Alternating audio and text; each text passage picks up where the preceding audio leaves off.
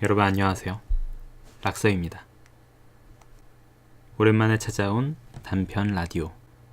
오늘 소개해드릴 단편은 익명의 제 아주 가깝고도 친하다면 친하고 때로는 참 친하지 않은 지인의 단편입니다. 분량은 약 원고지 170매 정도 되다 보니까 다 읽으면 약 1시간이 넘어갈 것 같아요.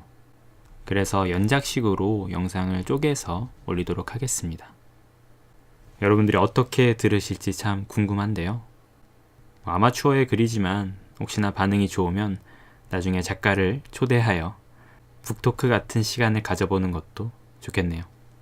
그럼 단편 라디오 시작합니다.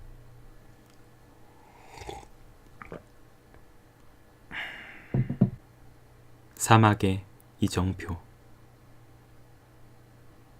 왜 그런 순간이 있지 않은가? 모든 것이 갑작스레 실증 나는 순간. 실내에 있건 실외에 있건 나를 둘러싼 모든 면면들이 마치 철옹성처럼 견고하게 느껴지고 이유도 모른 채 독방에 수감된 것 같을 때. 혼자여서가 아니라 혼자인 것처럼 느껴지는.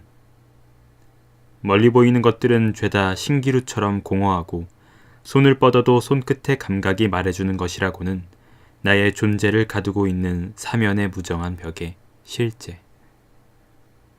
그래, 정말이지 그런 순간이 있다. 날이 무척 좋았다. 하늘은 쾌청하기 이를 데 없었다. 구름 한 조각도 보이지 않는 게 누군가 하늘을 세정제로 닦아낸 듯했고 그렇게 시끄럽던 미세먼지는 꾸며낸 이야기처럼 흔적도 없었다. 푸른 도화지 같았다. 바람도 선선했고 넉넉히 바라보기에 좋은 날씨였다. 그러나 현성은 어쩐지 낯설었다. 무심해 보였다. 나와 아무 상관없는 청명함이었다. 하늘은 맑았고 나의 마음은 어두웠다. 기분이 좋은데 기분이 나빴다. 현성씨 뭐해?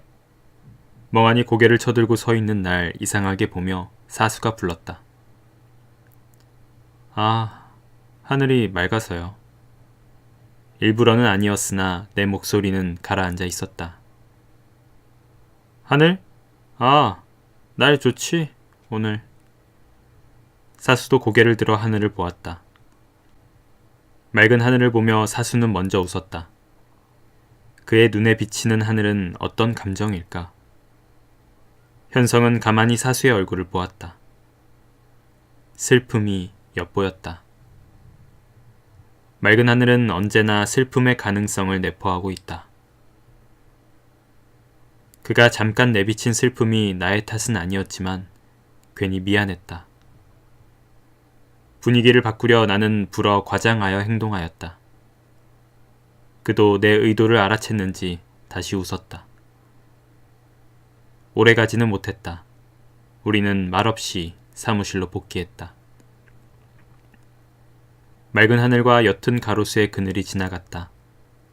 하늘은 여전히 맑았다. 얼마 지나지 않아 나는 퇴사했다. 잘린 것은 아니었다. 자발적인 퇴사였다. 취업이 힘들다는 이 시기에 갑작스러운 퇴사라니. 사장은 나를 걱정하듯 바라보았다. 무슨 일이 있는 건지 조심스레 묻기도 했다. 나는 아무 일 없다고 말했다. 사장은 고개를 주걱거렸다. 직원이 그만두는 일이야 이상할 것도 없고 언젠가 일어날 당연한 일이긴 했지만 역시 탐탁지는 않은 모양이었다. 그의 입장도 이해 갔다. 기껏 뽑은 직원이 그만두면 또 불확실함 속에서 새로운 직원을 뽑아야 하니 말이다. 회사 입장에선 분명한 손해였다. 그렇다고 내가 일을 특별히 잘하는 것은 아니었다. 평가하자면 특출나지는 않지만 성실하게 맡은 바를 소화하는 직원. 회사에 이런 직원이 다수 있으면 어쨌든 회사는 굴러가기 마련이었다. 사장은 곤란하다는 표정을 지었다. 계산기를 두드리듯 책상을 톡톡톡 두드리는 그의 손이 보였다.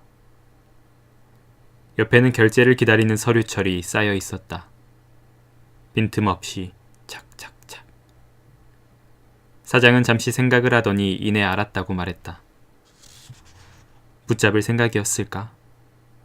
하지만 내게 그럴 만한 가치가 없다는 건 스스로 잘 알고 있다. 회사 역시 그럴 여유는 없었다. 계산은 끝났다. 헌 부품은 떨어져 나왔고 새로운 부품으로 교체될 것이다. 알람이 울렸다. 자연스럽게 침대에서 일어나 화장실로 향하던 나는 이제 그럴 필요가 없다는 것을 깨달았다. 순간 내 행동에 웃음이 나왔다. 몸이 기억하는 일련의 과정을 반사적으로 시행하는 자신을 보며 우스웠다. 습관이 만들어낸 자동 기계 같았다. 오싹했다. 새벽의 한기가 느껴졌다. 졸리지는 않았지만 다시 이불 속으로 기어들어갔다. 안전하고 따뜻한 공간 속으로. 주변에 알리지는 않았다. 굳이 그래야 할 이유가 없었다. 게다가 괜히 말해봤자 이런저런 이유를 물으며 위로와 걱정이 뒤섞인 표정을 보일 게 뻔했다. 위로와 걱정 어린 시선이 싫은 게 아니었다. 그 다음이 문제였다. 적당한 공감의 시간이 끝나면 어줍지 않은 충고와 조언이 찾아온다. 밖으로 나간 나를 보며 자신들은 아직 울타리 안에 있다는 사실에 안도하면서 그러면 나는 죄인이라도 된 것처럼 고개를 숙여야겠지. 그러나 그런 아픔과 고통이 없는 가짜 위로가 무슨 소용이 있단 말인가.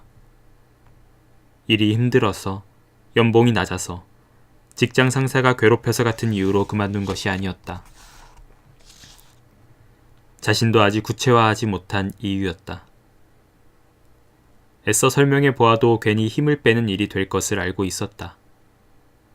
그러니 결국은 위험에 빠져들지 않는 잔잔한 수면이 돼야만 남는다.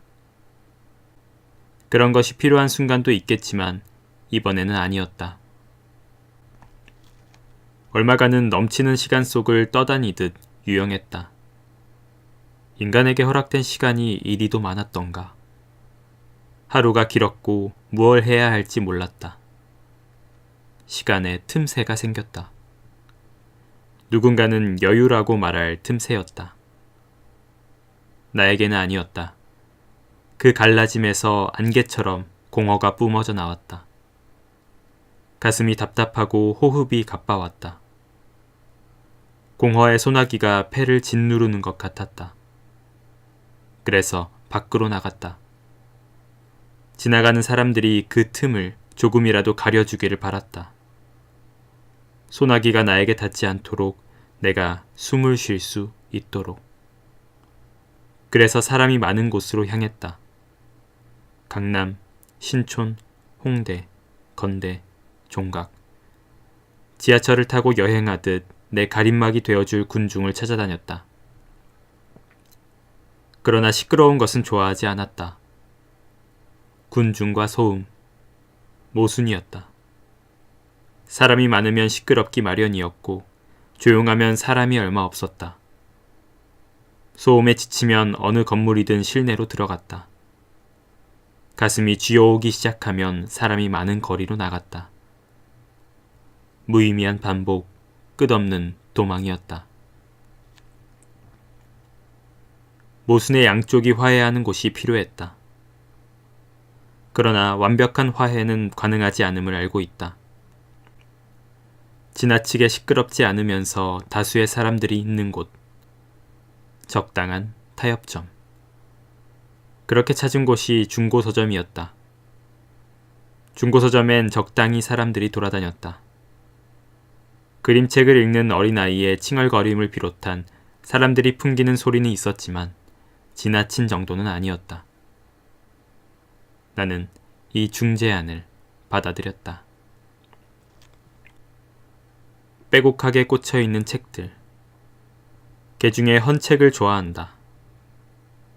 중고서점이니 죄다 헌책이라 할 수 있지만 특별히 손때가 많이 탄 책, 혹은 오랜 시간 책장 속에서 잊혔던 책, 바랜 책장과 전 주인이 남긴 흔적들, 책을 선물한 이의 짧은 편지, 시선이 멈춘 글귀, 단어의 조각으로 남은 생각의 파편들, 그런 것들을 좋아한다. 그런 책은 막 찍어낸 것보다 더 많은 이야기를 담고 있다. 같은 값을 주고 사야 한다면 응당 더 많은 이야기가 있는 책이 좋지 않은가? 그렇다면 더 낡은 책일수록 더 비싼 값에 팔려야 하지만 아이러니하게도 이곳에서는 그 어떤 추가적 이야기도 담기지 않고 아직 색이 바래지도 않은, 약품 냄새가 가시지 않은 새 것에 가까운 책이 더 비싸게 팔린다. 나로서는 고마운 일이다. 덤을 얹었음에도 더 싸게 살 수 있으니. 주로 문학한 앞을 서성인다. 탐하듯 종이에 담긴 이들의 삶을 취한다. 다들 어떻게 살아가는 것일까? 나 자신도 사람이면서 나는 언제나 사람이 신기했다. 이렇게나 많은 존재가 자신의 발로 서 있다는 것이 놀라웠다. 도대체 왜? 그리고 어떻게? 채워지지 않는 공백을 메우려 책에 담긴 영원한 삶을 바라본다. 그들은 친절하게도 내 속도에 맞춰준다. 한 권의 책을 골라 그들의 항해를 따라간다. 면밀히 지켜보고 느낀다. 어느덧 마지막 장을 넘기고 책을 덮는다. 닻을 내린다. 나는 여기에 남고 그들은 떠나간다. 다른 책을 찾아 나선다. 똑같은 과정의 반복이었다. 이야기 속 인물들은 제각기 빛나는 조각을 가진 것처럼 보였다. 시작부터 가지고 있는 이도 있었고 이야기의 끝에 다다라서 손에 쥔 인물도 있었다. 그들은 내게 자신의 옆자리를 기꺼이 내주었다. 그곳에서 볼 수 있는 그들의 빛은 내가 이 과정을 반복하는 이유였다. 하지만 그 빛은 내 것이 아니었다. 그들이 친절하더라도 그 빛까지 내게 주지는 못했다. 빛을 간직한 자들은 떠나고 나는 암흑 속으로 끝없는 비탈길로 굴러떨어진다.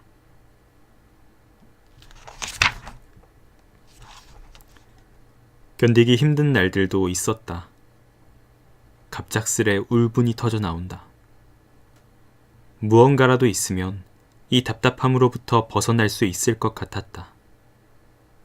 그러나 나는 갖지 못하였다. 아직 발견하지 못한 것일까? 아니면 삶이 내게 허락하지 않은 것일까? 정리되지 않은 생각들이 머릿속에서 다투었고 그 전쟁의 외형만이 붉어진 내 얼굴과 꽉 담은 입에서 새어나오는 신음으로 나타났다. 기껏해야 뱉게 되는 말은 왜? 라는 한 음절의 중얼거림이었다. 그런 날이면 술을 마셨다. 술이 근본적인 무언가를 해결해 주지는 못했지만 적어도 지쳐 잠들게 하는 데에는 도움이 되었다. 신을 믿지도 않으면서 기도할 때도 있었다. 내게 빛을 허락하여 주시옵고 설령 그 빛이 촛불일지언정 꺼지지만 않는다면 평생을 감사하며 흔들림 없이 빛을 따라가겠노라고. 이름이 있는 신이든 아니든 상관없었다. 그 꺼지지 않는 확신만 있다면 나는 내 모든 존재를 바칠 준비가 되어 있었다. 하지만 그들은 단 한 번도 응답하지 않았다. 나는 그들을 저주했다. 그렇다.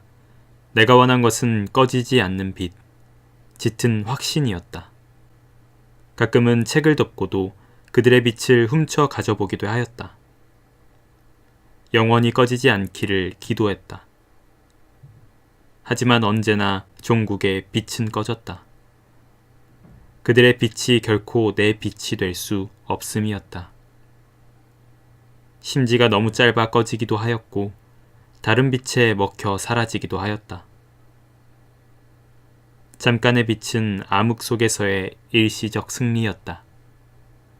그리고 곧바로 영원한 패배가 뒤따랐다. 황량한 사막에 던져진 내가 발견한 오아시스는 언제나 신기루였다. 발견하고 절망하고 그리고 다시 발견하고 매번 속으면서도 발길은 자석처럼 신기루로 향했다. 그것은 본능이었다. 끓어오르는 희망을 막을 길이 없었다. 내가 헛된 것을 쫓고 있는 것일까? 이게 대체 무슨 짓인지 나도 알 수가 없었다.